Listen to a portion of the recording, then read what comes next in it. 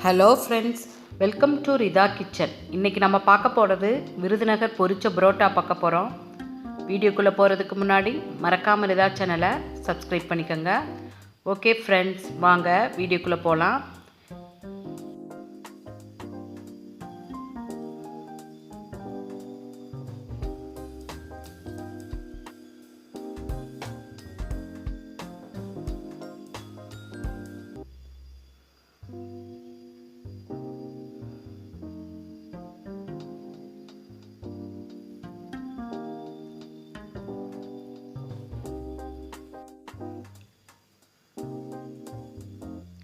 மைதா அரை கிலோ மைதா எடுத்துருக்கிறேன்.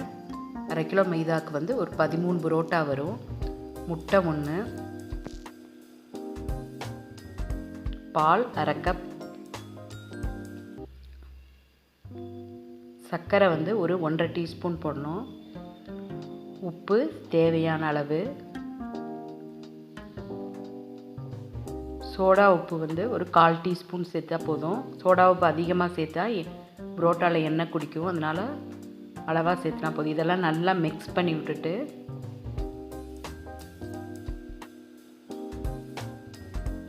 அதுக்கப்புறம் தேவையான அளவு தண்ணி சேர்த்து இதை நல்லா பிசைஞ்சுக்கணும்.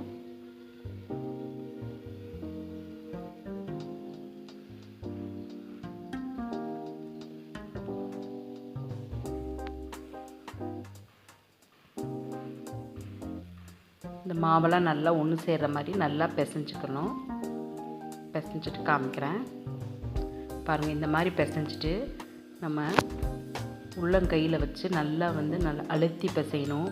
ஒரு 7 to 10 மினிட்ஸ் இப்படி பிசைஞ்சால் தான் நல்லா புரோட்டா நல்லா சாஃப்டாக இருக்கும்.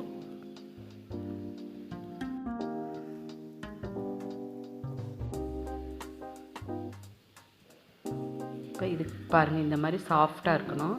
இதுக்கு மேலே கொஞ்சம் எண்ணெய் தடவிட்டு மறுபடியும் ஒரு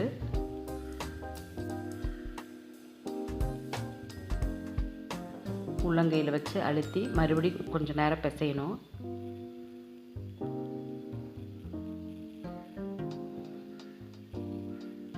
இந்த புரோட்டா முறுபருன்னு இருக்குது, நம்ம பிசைகிறதுல தான் இருக்குது. இந்த மாதிரி நல்லா பிசைஞ்சிட்டு இதை மூடி ஒரு கிட்டத்தட்ட ஒரு 2 மணி நேரம் அப்படியே ஊறட்டும். இப்போ 2 hours ஆயிடுச்சு. நான் இது பரத்துறதுக்கு கடலெண்ணெய் தான் எடுத்திருக்கேன். கடலெண்ணெய் தான் எப்போயுமே புரோட்டாக்கு நல்லாயிருக்கும். இப்போ இதை மறுபடியும் ஒரு பிசைஞ்சிட்டு நம்ம உருண்டை போட்டு வச்சுக்கலாம். பாருங்கள், மாவு எவ்வளோ சாஃப்டாகிடுச்சுன்னு பாருங்கள்.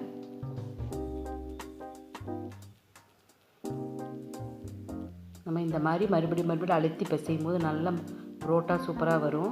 பாருங்கள், இந்த மாதிரி உருண்டை பிடிச்சிக்கலாம். நம்ம கைக்கு நடுவில் வச்சு இந்த மாதிரி உருண்டை பிடிக்கும் போது வெடிப்பு இருக்காது. உருண்டையில் நல்லா பரத்தவும் ஈஸியாக வரும். இப்போ இதில் 13 உருண்டை வந்திருக்கு. இப்போ பரத்துறதுக்கு கொஞ்சம் எண்ணெய் விட்டு நல்லா ஸ்ப்ரெட் பண்ணிவிட்டு அதுக்கு மேலே இந்த மாவை வச்சு நல்லா லேசாக பரத்திக்கணும். எவ்வளோ லேசாக வருமோ அவ்வளோக்கு லேசாக பரத்திக்கணும். நம்ம மாவு நல்லா பிசைஞ்சிட்டா ரொம்ப எண்ணெய் விட தேவையில்லை, அளவாக எண்ணெய் விட்டால் போதும்.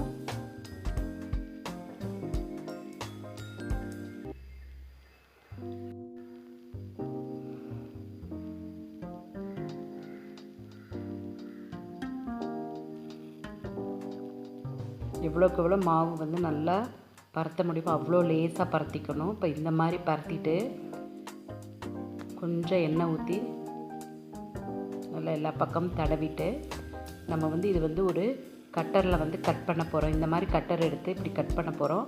கட்டர் இல்லைன்னா நம்ம கத்தியை வச்சு கூட கட் பண்ணிக்கலாம். சின்ன சின்ன லேயராக கட் பண்ணணும்.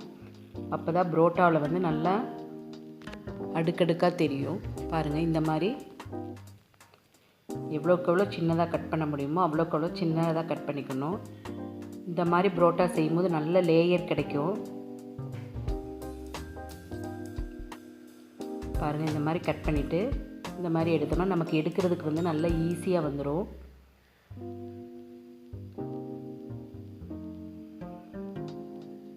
பாருங்கள், இந்த மாதிரி எடுக்கணும். நல்லா பொறுமையாக எடுத்தால் நல்லா வந்துடும். இப்போ எடுத்துகிட்டு நம்ம சுற்றி வச்சுக்கலாம்.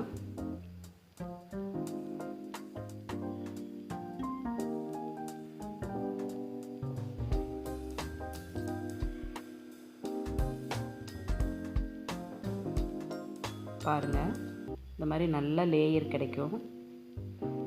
நம்ம எண்ணெயில் பொரிச்சு எடுக்கும்போது நல்லாவே தெரியும் இந்த லேயரு. இப்போ இந்த மாதிரி எல்லாத்தையும் பரத்தி வச்சாச்சு.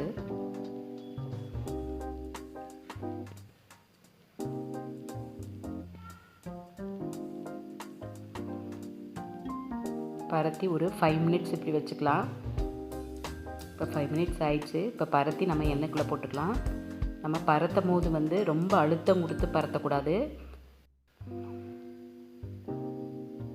நம்ம லைட்டாக பரத்தினா போதும். பாருங்கள், இந்த மாதிரி பரத்தும் போதே நமக்கு லேயர் நல்லா பிரிஞ்சு தனியாக வரும். பாருங்கள்,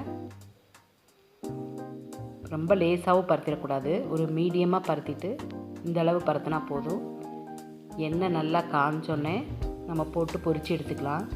எண்ணெய் காயாமல் போட்டோம்னா நமக்கு எண்ணெய் புரோட்டாவில் நல்லா பிடிக்கும். அதனால் எண்ணெய் காஞ்சோன்னே தான் போடணும்.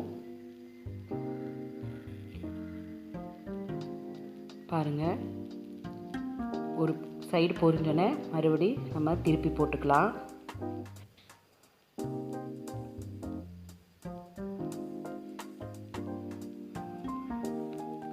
நமக்கு திருப்பி போடும் போதே அந்த லேயர் தனியாக பிரிஞ்சு நமக்கு நல்லா தனியாக தெரியும்.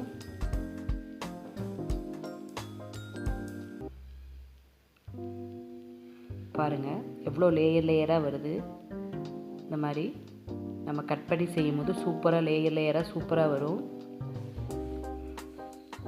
பாருங்கள், புரோட்டா ரெடி ஆயிடுச்சு. நல்லா எண்ணெயை வடிச்சிட்டோம்னா புரோட்டாவில் எண்ணெயே இருக்காது.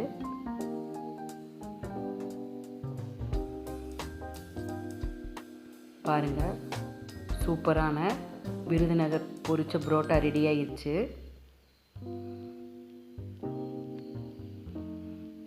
எவ்வளோ லேயராக இருக்குன்னு பாருங்கள். நல்லா முறுன்னு நல்லா வரும். இது சிக்கன் குழம்பு கூட வச்சு சாப்பிடும் போது சூப்பரான டேஸ்ட்டாக இருக்கும். ஓகே ஃப்ரெண்ட்ஸ், உங்களுக்கு இந்த விருதுநகர் பொரிச்ச புரோட்டா பிடிச்சிருக்குன்னு நினைக்கிறேன். பிடிச்சிருந்துச்சுன்னா மறக்காமல் RIDHAA சேனலை சப்ஸ்கிரைப் பண்ணிக்கோங்க.